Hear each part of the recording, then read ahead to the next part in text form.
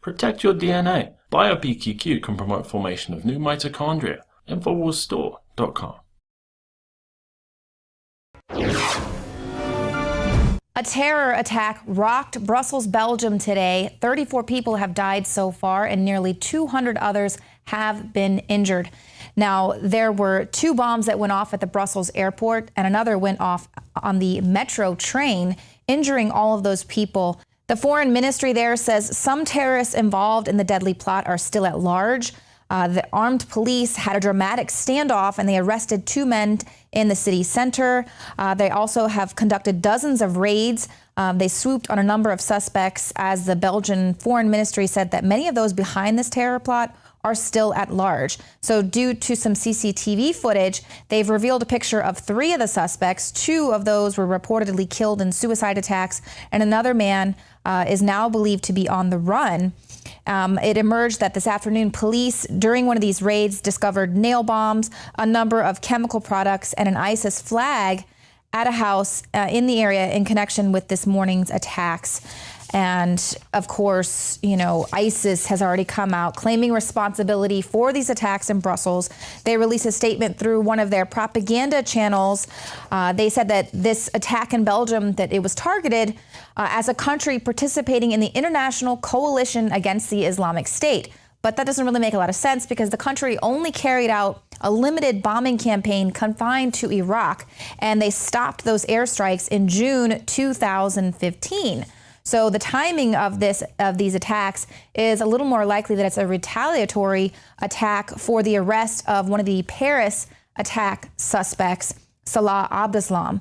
Now, our reporter Joe Biggs was actually on the Alex Jones show today. We'll be playing that coming up later in the show.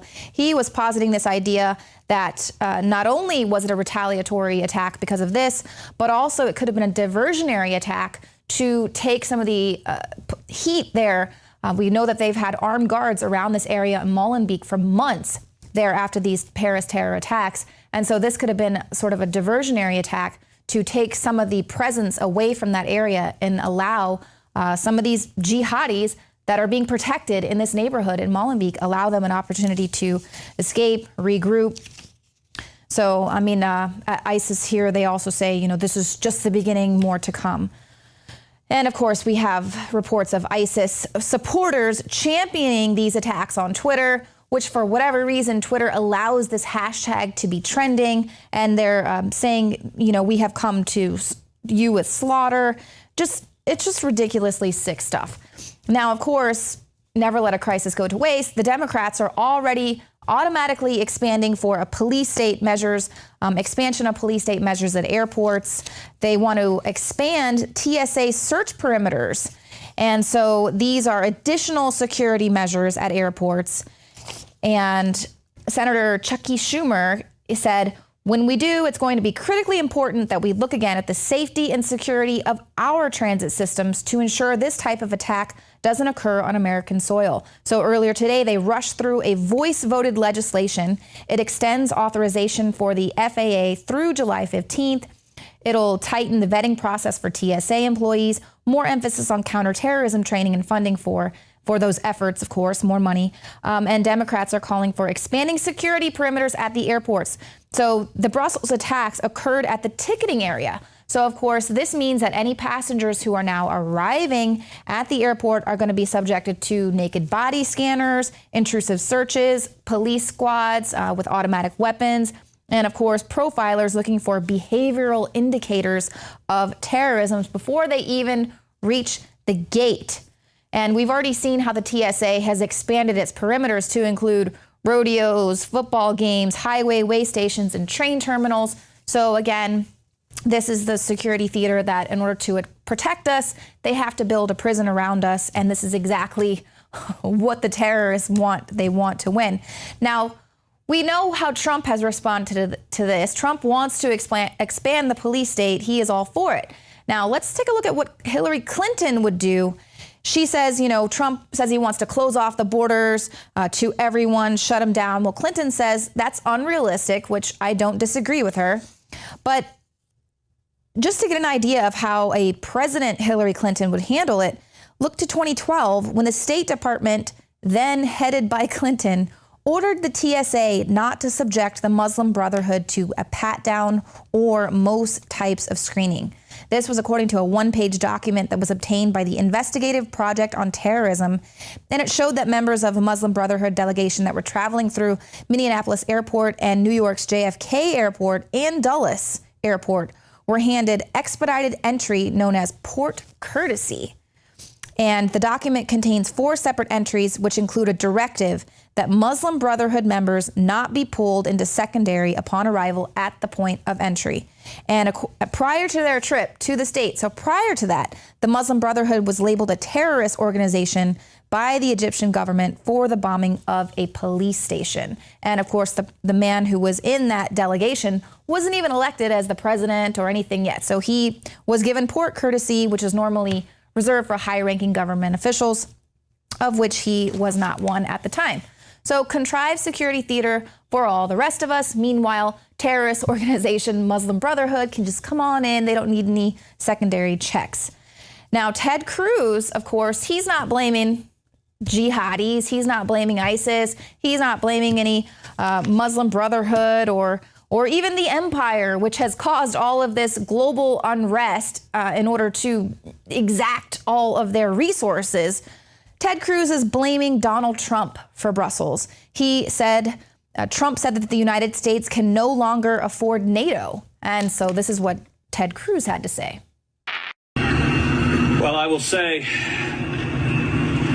it is striking that the day after Donald Trump called for America weakening NATO, withdrawing from NATO, we see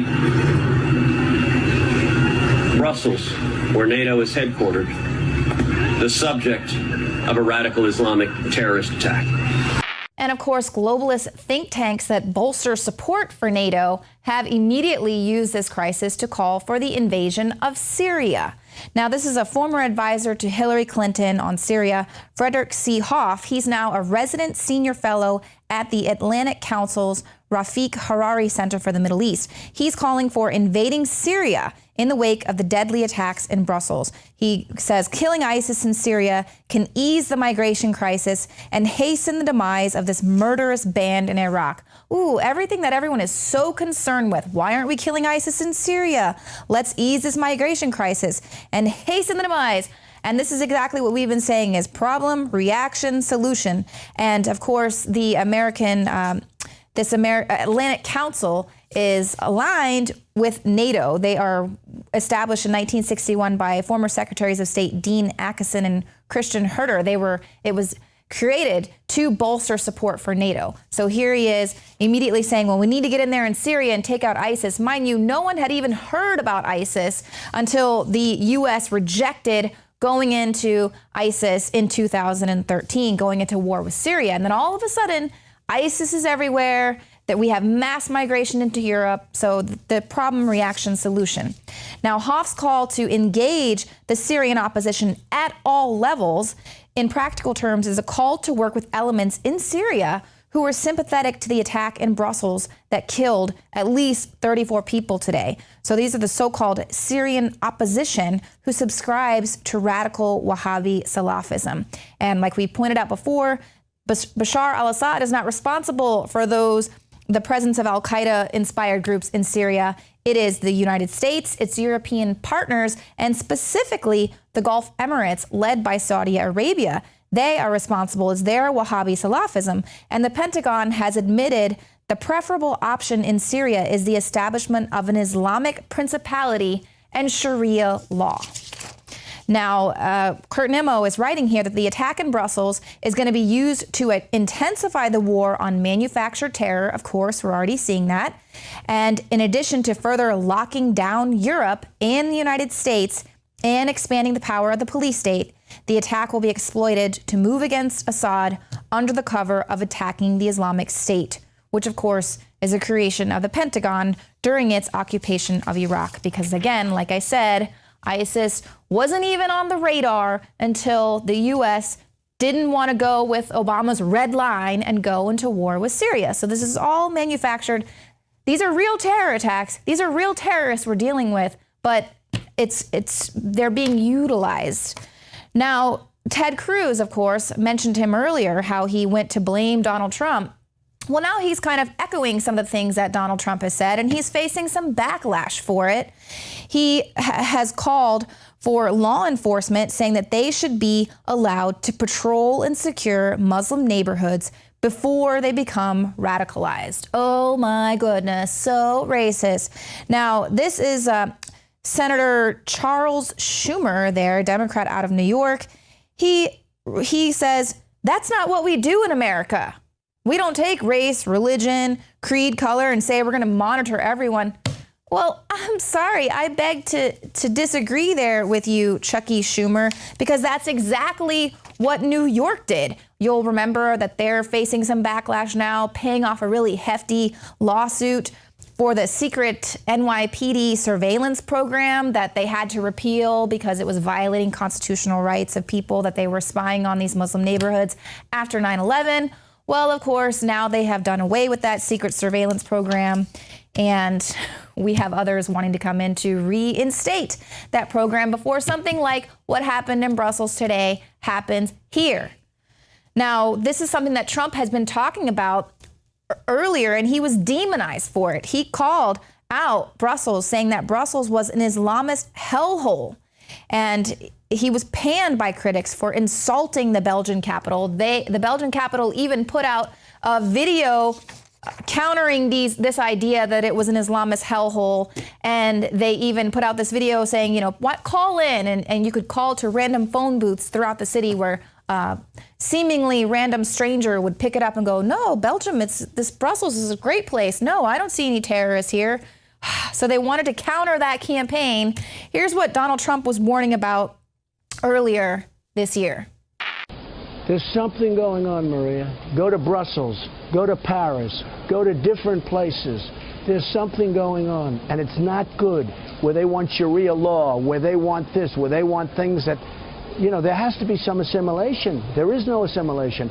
There's something bad going on, and until we find out what it is so we can correct it, you go to Brussels. I was in Brussels a long time ago, 20 years ago. So beautiful, everything's so beautiful. It's like living in a hellhole right now. And of course, everyone was originally insulting Trump and saying, how dare he talk about the Belgian capital like that? And how dare he say it's an Islamist hellhole? And then when this attack takes place, who's the first person they get on the phone? Donald Trump. And of course, he doubles down on this, saying that Islamic terrorists have turned magical places into cities of fear and armed camps. And he was describing how, speaking with Fox and Friends, Trump was describing how Brussels would be the latest city to be attacked, and it's gone from one of the best places in the world to a hub for violent extremists. And he also called for shoring up U.S. borders in an effort not to let beautiful cities here become havens for Islamic extremists. If you do become president and we're in a situation like this, what would you do to protect America? Well, again, I think I've said it. I would close up our borders to people until we figure out what is going on. Look at Brussels. Look at Paris. Look at so many cities that were great cities. Paris is almost as bad. You look at other places where the same thing has happened, and they're in fear. They're cities in fear, and we have to be smart in the United States. Now, mind you, Donald Trump was on Wolf Blitzer tonight talking about one of the first things he's going to do if he's elected is expanding the surveillance state, building that wall, and even changing the laws so that we can have some waterboarding to deal with these terrorists. So that to me is pretty frightening, something that we all need to be a little bit concerned about as we are keeping our eyes on the rise of Donald Trump.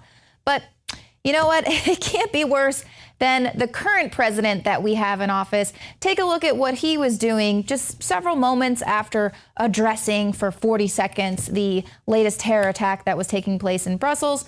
Yes, that is President Obama, the leader of the free world, sitting next to Raul Castro at a baseball game in Cuba, doing the wave there on his little family vacation on the taxpayers' dime. And again, Brussels, please, he stands in solidarity with you, Belgium. He's very, very upset about everything that's happened. But of course, it cannot cut into his vacation time. Now, coming up, we are going to be playing an excerpt from the Alex Jones Show today, Tim Kennedy joined us, and he was talking about a lot of these leftist policies that are going to be importing terror to the West, and the fact that they want more terror, because that will allow them to take our freedoms and expand the police state, as we are already seeing. In fact, we might even be demanding that they build the wall. We demand that you keep us safe from all of these terrorists. We want you to reinstate the secret surveillance program and on these Muslim communities. So it's just everywhere you look, I feel like our reality is being controlled. We're also going to be playing a report from David Knight. He's been on the ground there at one of the Trump rallies in New York City. So all of that is coming up. You're not going to want to miss it.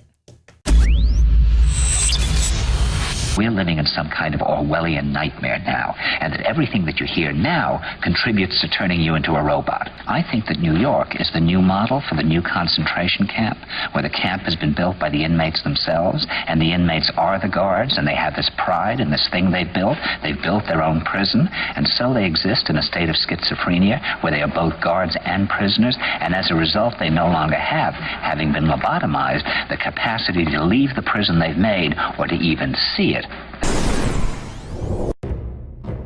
Thousands of years ago, there was a basic form of chivalry. Our ancestors would hear the drums of war, giving the warriors of the tribe a chance to organize and prepare a defense.